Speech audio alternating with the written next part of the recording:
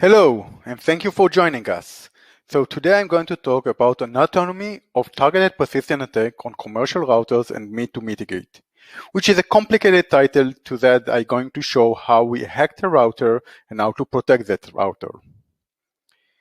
My name is Yoni Kahana for Nanolock Security. Nanolock Security provides a solution for connected and IoT devices to protect from cybersecurity attack all the way from the device to the cloud.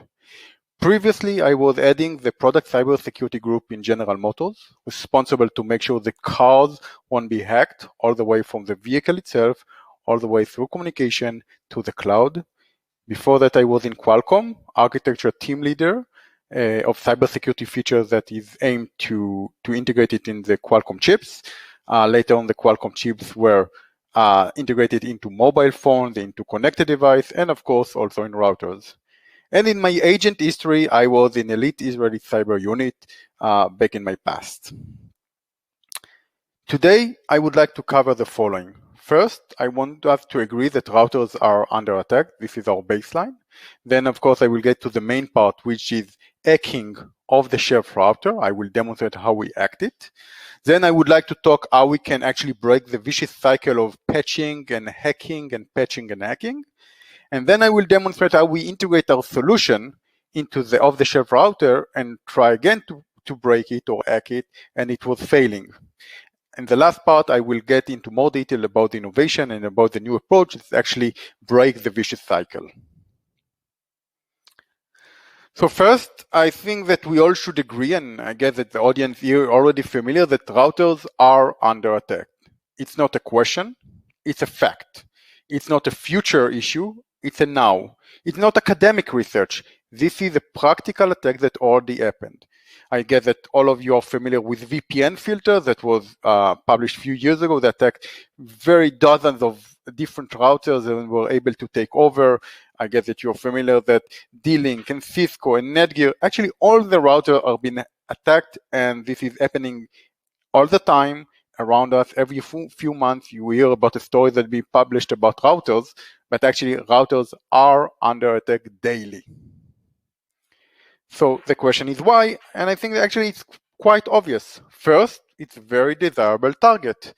Routers are the stones or the keystones of our day-to-day connectivity life. So if you want to have interception, if you want to have blocking, if you want to have a DDoS attack on our connectivity or network, it's clearly that routers are the one that you should be attacking because they are everywhere, they control the connectivity, they are the keystones of our connectivity life.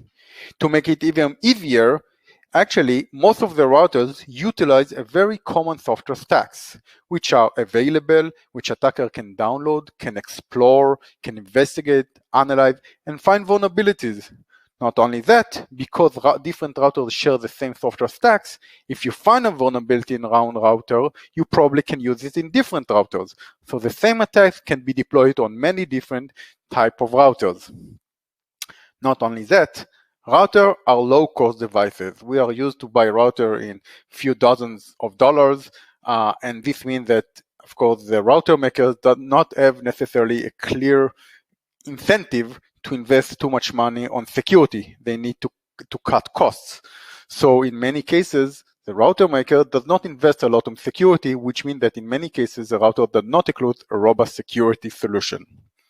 Unfortunately, this means that routers are very vulnerable to cybersecurity attacks.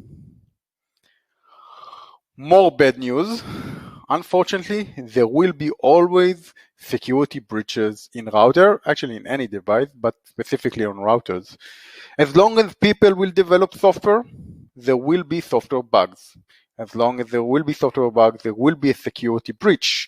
And unfortunately, I'm afraid that in the future, we'll still see more and more software that's been developed by people, and therefore there will be software bugs and there will be security vulnerabilities. Also, since we're talking about routers that have been deployed, there is a huge operational challenge with that. And when you have operational challenges, normally you have a trade-off between easy operation and security. In many cases, on this trade-off, the easy operation is over the security issues, and therefore it's actually exposed more security aspects that may expose more vulnerabilities. We live in a global world, and this means we have a very complicated supply chain, which means that there are many links in the supply chain. Not all the links are in the same trustworthy level. In some cases, some of the links are very low confident. An attacker will probably prefer to go to one of the weak links and actually try to inject the attack in this link. And then, actually, even if you have a very good solution, if you are able to inject your attack in one of the leaks that is not very well secured, you actually can affect the whole system. And the last but not least is the wrong configuration. In many cases, even if there is security solution or security feature in the routers, they are not always being activated. In some cases, the router being poorly configured. For example, if you are using the same password like admin for all your routers and this being published, then of course a bad configuration. If you disable some of the security features that you already been integrated due to a poor configuration, this is a wrong configuration. The outcome of this is that we need to assume that there will always be security breaches in our routers. But we need to think, even though we have security breaches, how can we keep our system safe? And now to the fun part. I'm going to demonstrate how we hacked off-the-shelf router. As part of the Nanolock research process that actually we are developing for many devices, we hacked multiple router vendors. Includes Buffalo. Buffalo is a Japanese-American router maker. You have the link, you can read about it. It's quite a big router maker. We hacked the Buffalo router, we hacked the firmware version 2.46, which actually have a security patch that actually try to close the security hole that was detected. Where I'm going to demonstrate how we hacked this Buffalo router with this security firmware, even though it's closed a security vulnerability. So I'm going to go with you step by step on this hacking. First, I'm going to show you the known vulnerability on version 2.34. The vulnerability is about a debug user and an open telnet port. Buffalo did a good job in recognizing the issue and actually closing it. Then it distributed the version 2.46. They actually closed the security hole, closed both the telnet port, and disabled the debug user. However, they didn't prevent the capability of doing a downgrade for 2.46 to 2.34. Once you are able to do this downgrade, you can actually utilize the same weakness that we discovered on version 2.34. Then, of course, we can attack the device, take it under our control, and use it for our purposes. First, we find the weakness, and this is a known issue on version 2.34. The known issue is very easy. Unfortunately, it's not rare that people or vendors forget to close a debug user, and actually in many cases they also forget to close a telnet port. Also in this version 2.34, there was a debug user and a telnet port open. This is a known issue. It's been published a few years ago. You can find the link and all the detail in the following link on OpenWRT. And actually Buffalo recognized it and fixed it. Then they distributed the version 2.46. As you can see, Buffalo did a good job in closing the telnet port. If you try to open a telnet port on the new version, you will see that it fails. They also, of course, disable the debug user. As you can see on version 2.46, if you try to use a user which is a debug, you will see that it fails. It's in Japanese UI, but believe me that this means that login fails. So Buffalo did a good job, and they published a secure patch on their vulnerabilities. However, they didn't prevent us from using the web admin in order to upgrade it to version 2.34, which is of course a downgrade. So this is exactly what we did. We log in to the web admin and actually use it in order to upgrade it or downgrade it to version 2.34. As you can see, this is exactly what we are doing. And we are downloading the 2.34. It takes a while, and after a while, We finish download it, we reboot it, and now you can see that we have version 2.34 installed on the Buffalo devices that was initially 2.46. Now, once we use the version 2.34, we actually can utilize the bugs and the weakness that we know about that was published, that is using the debug user and use the telnet port. So first, you see that we are version 2.34. You can see that we are on debug user, we are logged in, debug user is working, and now we try to use a telnet. As you can see, telnet is also available. And now when we have the telnet, we actually can use the telnet in order to hack the firmware. What you see now that actually we use the telnet port in order to push our hacked firmware to the device. We use DD. And now actually we have our firmware on the device and we can reboot it. It will power up with our hacked version. On our hacked version, we control everything. What we change that first we change the access code to the network. We also change the SSID to what we want. In this case, it's DDD WRT. And to make it more interesting, actually we blocked the admin page and we hacked it, and now we have a ransom that will require 10 Bitcoin in order to enable it. So what we actually did, we are able to change the hacked firmware to our firmware, and of course we have a full control over the device. We just demonstrated with changing the SSID, access code, and block the admin page. You can assume that we can do everything because we control the firmware. It's our firmware on the device. So what you just saw, it's actually arm race. The router maker, in this case Buffalo, did a good job in patch the router and the non-vulnerability. They close the telnet port, they disable the debug user. However, attacker, like us in this case, were able to bypass the security patch and found a new vulnerability. Then actually we were able to utilize it and hack the device. So unfortunately, fixing a specific vulnerability will rarely solve the core issues. So once you have a security breach that will maybe fixed, it surely follows endless cycle of hack and patches because attacker will be able to find a new one. Now, I must say that Buffalo did a good job in actually release a patch to a security issue. In many cases, router makers don't do it. And therefore, it means there are many routers available out there with known security issues that not even been fixed. And this is, of course, a very easy target to attackers.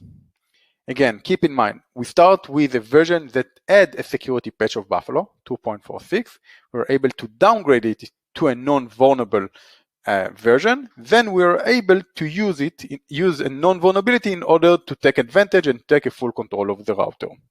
In many cases, attackers can skip the step one. They just know the vulnerability on the firmware on specific router, and they can attack it directly. So what we are looking for is actually find a way to break this vicious cycle, this patch and hack. How can we do it? So first, let's look on what's called the kill chain, the steps in order to get device hacked. Normally we start with some reconnaissance, then we do weaponized, delivery, exploitation, and a very important step is installation. In order to get the persistent on the device, we need to install something on the device in order to be able to get the command and control and action objects. If we block the installation and we disable the capability of changing something on the device, it actually will kill the kill chain. So what will happen if we will block the attack persistency?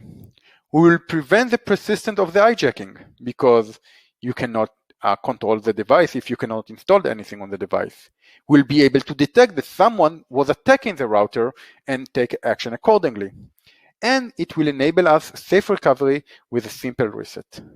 One of the problems with cybersecurity attacks, and in many cases, you don't have a good way to recover. For example, the VPN filter, one of the big issues with that was that actually the attacker was able to manipulate the firmware, preventing updating, and therefore, even though you know that your device was under attack, you don't have a way to recover it. If we were able to prevent the persistency of the attack, we will know that if we will reset the device, even if it was under attack, it will get back and recover to original state. And this is a simple recovery by a simple reset. So we have a great result if we can prevent the persistency of the attack. So the approach that we are talking about is called flash to cloud.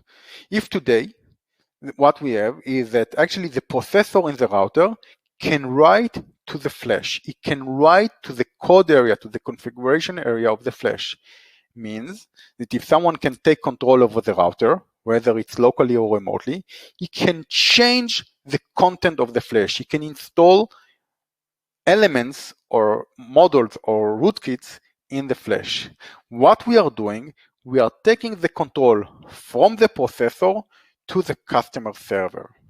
So we provide on the router level embedded flash protection, because now the router cannot write to the code area of the flash itself. It cannot modify its own content. The only one that can do it will be the customer server, which of course can be much more protected and much harder to hack accordingly. Once you have the control in the customer server, you can trust the update if needed, and you can call the update all the way from the customer server. So the customer can control the updates as needed of the firmware, of the configuration, of the calibration data. And the router, even if it will hack directly, won't be able to modify it. And this is how we can tackle the persistency of the attack. So now let's try this approach on the same router. So we integrate a flash to cloud solution on the same Buffalo router. And let's see what the result is. So first, in order to install the protected firmware, we use the same telnet port, the same security hole that was exist in the Buffalo, in order to install our own protected firmware. So we download it, and then we are doing a DD. And then, of course, we are able to get our own protected firmware on the Buffalo device. If we reboot it, you will see that now it's our firmware which is protected, installed on the Buffalo itself. Now what we are going to do, I will do the same concept that I did on the original Buffalo, on the original firmware, on the protected firmware. First, I will try to open Telnet on version 3.46. I can tell you in advance, version 3.46 got a security patch, which means that you cannot use a Telnet. It's actually parallel to 2.46. Then we'll try to do the same thing that I did before. We'll try to downgrade from 3.46 to 3.34 using the Telnet, using the web admin. Okay, I will try to use the web admin, downward the 3.46 to 3.34 that got the security vulnerability with Open Telnet. Then I will try and downgrade to version 3.34 using the customer dashboard in a valid way. Then I try to hack the router using the Telnet access that actually we enable on the version 3.34 and see what will happen. So first, let's try open a Telnet on 3.46.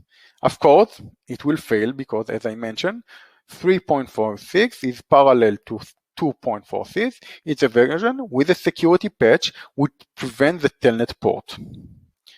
Now I'll do the same thing that I tried before. I will connect to the web admin and will try to do a downgrade to version 3.34 that I know that have an open Telnet port.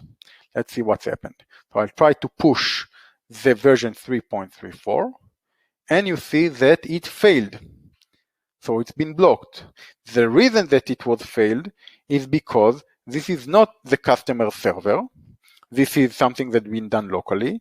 Since we are talking about cloud to flash solution, only the customer server can push an update to the device. As you can see, the update that's been done locally was blocked. Okay, and not only that it's been blocked, it's also sent an alert from the device to the customer dashboard. As you can see, alert notification was notified in the customer dashboard, so now the customer knows that his device was under attack.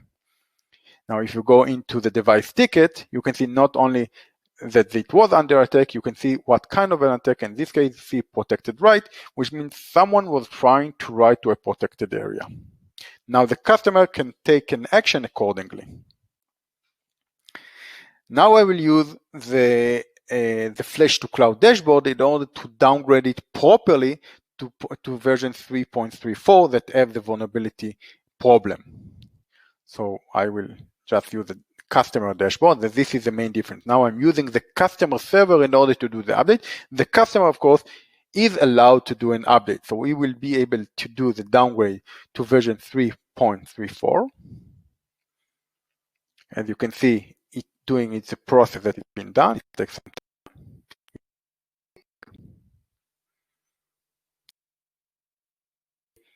3.34 is being installed on the device.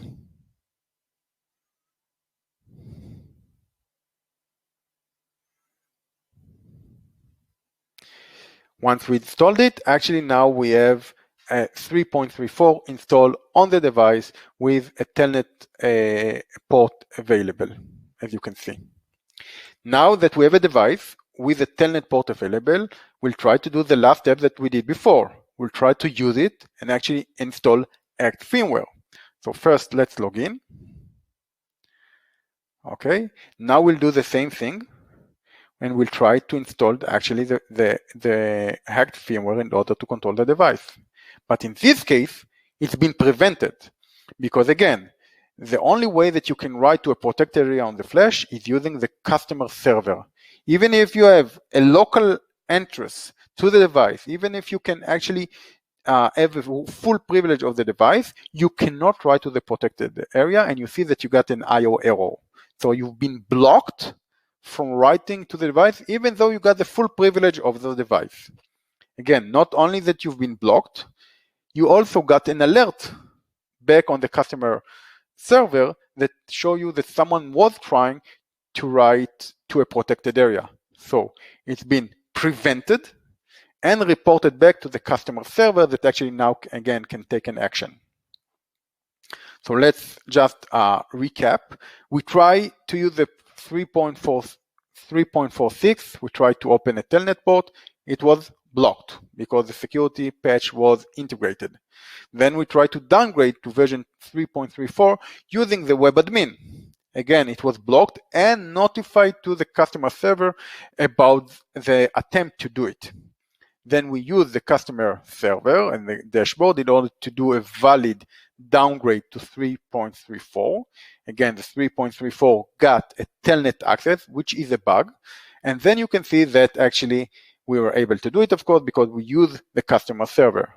Now, even though there is a bug in the system, and keep in mind that one of the base assumptions that I had in the beginning was there will be security breaches, there will be bugs. But even though there is a bug, when you try to attack the same firmware with a bug and leverage it to install your own firmware, to install your own control firmware, you failed. So even though you got a full control of the device, even though there is a software bug, even though there is a security vulnerability, you still cannot take over the router. And this is the main point here. So we are able to crack the vicious cycle of patch and hack. So now I will get into more detail about the innovation approach. So the whole concept of Flash to Cloud is to ensure that all the persistent changes in the device will be signed and authorized by a server or management platform that is managed by the customer or the router maker.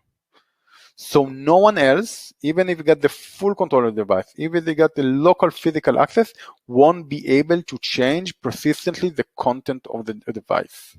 And this is the main concept. This is how we break the kill chain. This is how we break the cycle of patch and hack. So now I'll get into more detail in this diagram. So not only that now we provide the embedded protection in the device itself, which is by preventing capability of writing to a protected area, but we also provide what's called management of things. We provide the capability of doing an updates, from the customer servers all the way to Flash.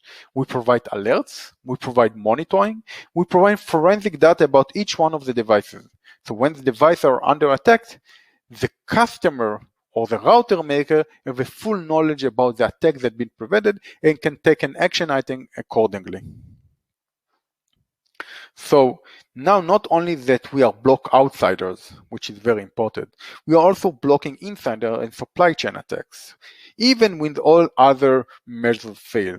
Because even if you got an insider, even if you got access to the device, you still cannot change the content of the firmware. So we provide prevent persistent attacks. Of course, we provide the capability of validate the OTA updates. As you saw, we provide reliable status and alerts all the way to the customer server, and a very unique forensic data that come because of the deep integration that we have, the lowest integration that we have in the device that enables us to get this kind of information. Now, even though we are so deeply integrated, we are still a passive protection. We don't know what is the attack. We don't know. We don't have whitelist. We don't have blacklist. We don't need AI. What we are doing, we're preventing writing for the persistent area by unauthorized party, which is a very simple mechanism in order to prevent attacks. We don't need to know what is the attacks in advance. We don't know what will be the future attacks. Now, since it's a passive mode that actually prevents from writing, we actually totally agnostic to any kind of processor and OS that is running on the device. And we don't have any performance hit because we don't require any processing power, we don't require memory footprint. Actually, we are bringing the magic without any cost. And the benefit for the customer or the router maker is very clear. First, we provide an ironclad protection, preventing a persistent attack. Moreover, we provide a real-time detection and notification from the device all the way to the customer cloud. We of course provide a cost saving because we reduce the downtime and the support cost that is required from the router maker on the customer. And if we prevent this kind of attacks, we are of course protecting the brand name. I think that some of you may be aware of the compliance issue. Lately, FTC announced they are going to focus about router. They are going to make sure that router will be more secured. Few months ago, they got a settlement with D-Link that is about 10 years auditing about the security solution in D-Link routers. So it's very important to comply with the regulation requirements, and this kind of a solution definitely comply with the regulation requirement. And of course, looking forward, it's avoid lawsuits. Since we are talking about a very deep integration in the device, we have a visibility of the install base because now we know each one of the device what's inside of it. We can enforce the installed base version.